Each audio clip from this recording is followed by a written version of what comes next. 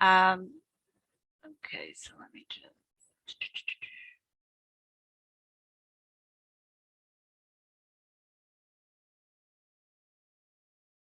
Start this. Okay, so can everybody see my screen?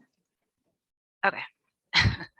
So I wanted to share with everybody the story of Ruby Bridges, this beautiful little girl here.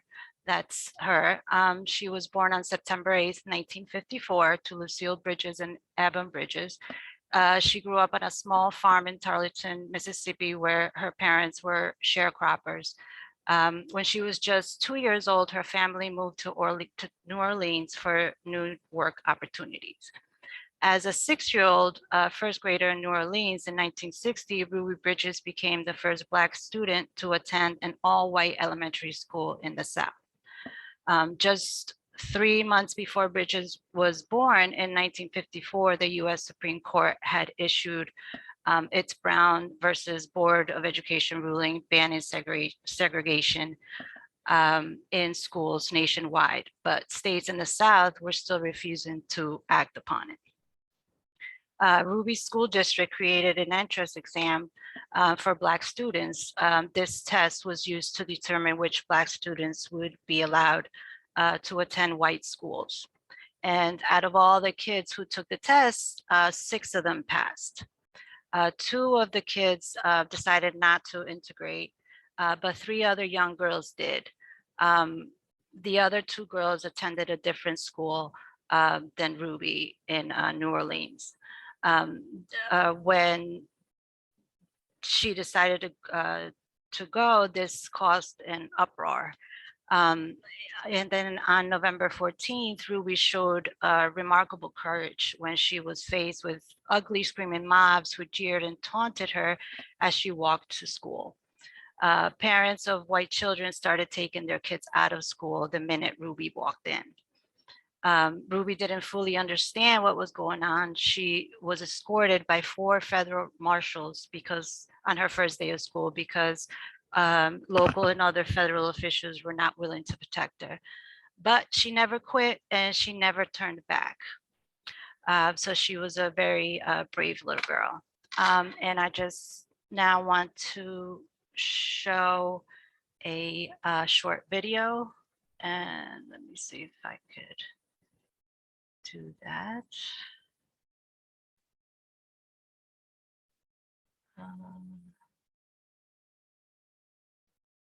Can anybody see that or no? No, okay. Let's see if I could. Where's the YouTube?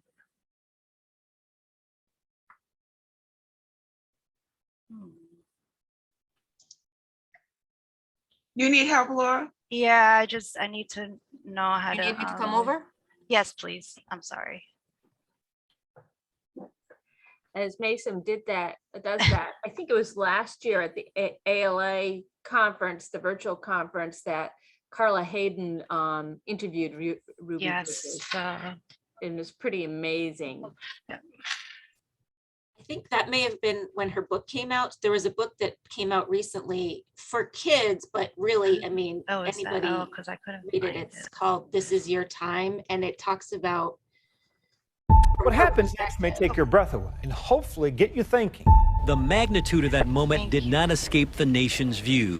6-year-old Ruby Bridges and 4 federal marshals. We've been sent by the President of the United States, and we are here to escort you to school today. The governor of the state decided that I will not force my people to integrate against their will. I didn't want them to go to school with the Going through this kind of living hell, what would you expect? Crowds of protesters lined the streets. Teachers at the school refused to instruct her. Governor George Wallace, who blocked by literally standing in the door. I say to keep those kids out of school. 200 people waiting at 8:30 in the morning to tell her they were going to kill her. Then they had a machine gun beside their guns. They threatened to poison Ruby. President of the United States sent troops. You are one of my heroes. I'm here because of you. The governor called the National Guard. All because of just one little girl. He pulled his gun to shoot. things were going to get really worse. I can't believe this kind of stuff happens. I would like to know what's happening to her. Until now, she has never told the full story of what happened to her. When they knocked on the door, my parents opened the door, and I remember standing there and seeing these 4 very tall white men. I remember them saying that we're federal marshals. We've been sent by the President of the United States, and we are here to escort you and your daughter to school today. I found myself in the car, driving this very short drive to this new school, and the minute we turned the corner, I saw what I thought was Mardi Gras. There were so many people standing out in the middle of the street, and they were screaming and shouting and throwing things. I draw the line in the dust, and I say segregation now, segregation tomorrow, and segregation forever. The car door opened, and those federal marshals, they grabbed my hand, and I remember them saying, "Ruby, walk straight ahead and don't look back." I say for the mothers to keep their kids out of school, all together. We're white people. We don't want them to go to school. One of the city policemen, he pulled his gun to shoot, and everybody said they knew probably to kill me. So they said if they killed the mother, the child wouldn't have went. 200 people waiting at 8:30 in the morning to tell her they were going to kill her. 200 people in the afternoon telling her they were going to kill her. The crowd would come, and they would bring a small baby's coffin, and they put this black doll inside of the coffin, and they would march around the school, and I would have to pass it to get inside of the building. And I used to have nightmares about the coffin. This is a people's movement. It doesn't make any difference whether the major politicians are going to support. If you want to eat healthy and feel your best, you gotta try Ka'Chava. Ka'Chava is the world's health. Oh, I know. Support you or not. If they don't support us in this movement to take back our government and give it to us and let us run our own institutions, those who stand in the way are liable to get run over. When I got inside of the building, I remember it being very quiet. I received a call from the superintendent's office and asking me if I would like to take a first grade position. That morning when I arrived, of course, the anger and the hostility was palpable. I was told that if I went downstairs, I would meet my student. So I walked down to a cavernous basement area of the school. Those doors instantly opened, and amidst this towering presence of federal marshals stood the most beautiful little girl one could ever dream of seeing, looking so delicate, so unaware of the mantle for change she wore that day. And as I went over toward her to introduce myself, she came forward, and I think she felt she was pretty special. And she was, and she looked that way. She had a beautiful pink dress, party dress. And as I walked over to meet her, her bowed head sort of raised gently, and a little smile came across her face, and then those beautiful big brown eyes that she still has rose to meet mine. And you know, it was a case of love at first sight. How could you not fall in love with a child like that in a moment like that? And so, leaving behind a cameo of the past, Ruby and I held our hands, left them, walked together upstairs to our first grade classroom, and began our solitary adventure. I remember looking at her and thinking, she's white. I'd never seen a white teacher before. She looked exactly like the people outside. She wasn't. By the next day, the crowds had doubled. They kept pointing at me and shouting. They kept saying, we're going to poison her. We're going to hang her. I remember hearing my mom said that she would send me to school and that every day she would sit and pray all day to 3 o'clock until I walked back through the door. And the federal marshals, they met with my parents, and they said, you should prepare her lunch and she should eat it at her desk. They actually thought that I was afraid of being poisoned. And I remember them coming to me and saying, why were you not eating? And why did you lie? And I said, because I want to eat lunch in the cafeteria with the other kids. The minute we got to the cafeteria and they pushed open the doors, nothing but empty tables. There were no kids. And I remember being so disappointed about that. I just knew they were in the cafeteria. I would go into this coat closet to hang up my coat, and every time I went into the closet, I would hear kids, voices. And I would mention it to my teacher, and she wouldn't say anything. And there were days when I would go back into the closet and I would just stand there, just to see if I really heard them. And I did. You see, there were white parents who tried to send their kids to school with me. Those white parents had to cross the same picket line that I did, and they were never protected by federal marshals. As they crossed the picket line, the principal would take the kids and she would hide them so they would never see me, and I would never see them. I went up to the principal and I said, "Why are they not with Ruby?" And she said, "Well, that teacher won't teach her." And I said, "Well, I will teach them." And so shortly thereafter, they would come and join us for the afternoon. And I do remember that beginning, where there was 3 or 4 little kids just gingerly walked into that room, because that was the first time they had ever been in a classroom with a black child. I went in to sit down to play with them, but that is the day. Because a little boy looked at me and he said, "I can't play with you. My mom said not to play with you because you're a." And the minute he said that, I remember to this very day, it felt as if this weight lifted off my shoulders. All of a sudden, by him saying that, I knew why there were no kids there. And the truth is, even though he hurt my feelings, I was never angry with him. Because in my mind, I thought he was explaining to me why he couldn't play with me. He said, "My mom said not to play with you." And I thought to myself, if my mom had said, "Ruby, don't play with him. He's Asian. Don't play with him. He's Indian, he's Hispanic, he's white." If my mom had said not to play with him, I would not have played with him. So I wasn't angry with him. I understood. One cannot underestimate the courage of Ruby and the power a child has. I believed it was in the best interest of white and black to be in a segregated school system, but I was wrong. Our children need to know that white folks and black folks, they stood together. Thank God for the teacher that was there.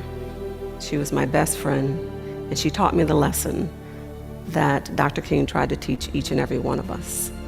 And that is, we should never judge a person by the color of their skin. I always say that she showed me her heart. We had a grand time together, I think, side by side, just the two of us. I believe that if we are going to get past our racial differences, it's going to come from our kids. But we as adults have to allow them opportunities to come together. I think it's important for kids to dream and be able to believe that they can follow those dreams. I don't think I would be here today if I wasn't dreaming.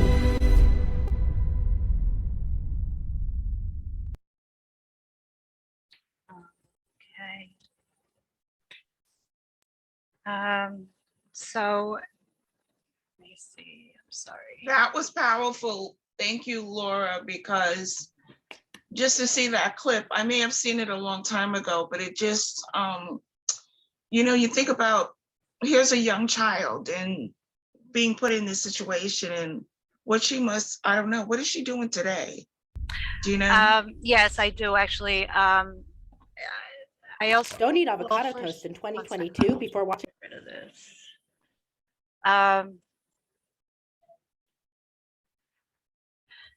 So let me just go. So this is her today. She graduated from high school and she worked as a travel agent for 15 years. She married Malcolm Hall and had 4 sons. In 2014, a statue of Ruby was unveiled outside the William Frantz School. Ruby was later reunited as an adult with her teacher.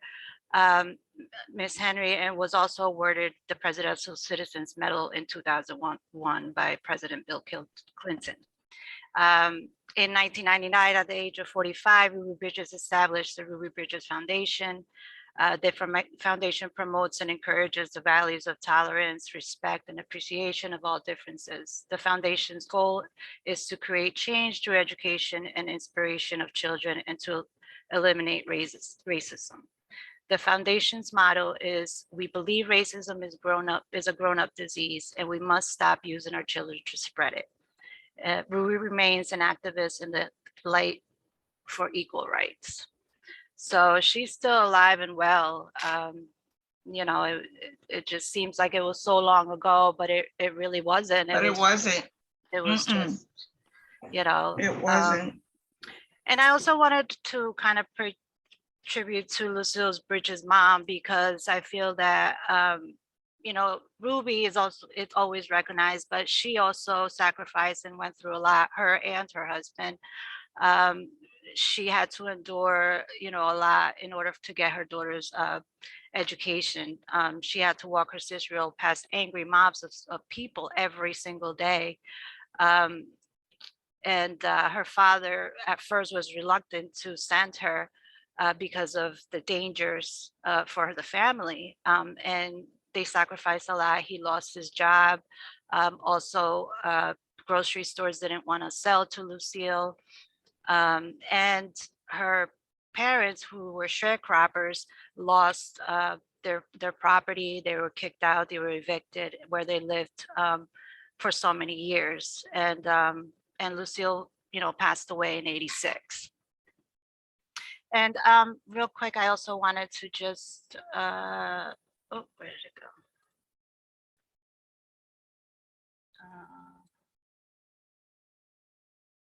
I don't know, can you see my screen or no? Ah, there it is. I wanted to show this painting that was done back in 1960. The painting is a visual commentary on segregation and the problem of racism in America. And the painting depicts Ruby's courageous walk to school, and it's, you know, it has racial slurs on it, a thrown tomato, and it was originally published as a centerfold in 1964 issue of Look magazine. President Obama had it, you know, outside the Oval Office. So this particular painting was, you know, very popular painting at the time. It was powerful message where he was trying to tell people that, you know, there's a problem in America. And so he named it The Problem We All Live With. And then there was a retake on this painting recently, and it was this one of, oops, sorry, let me go back. I keep doing that, sorry.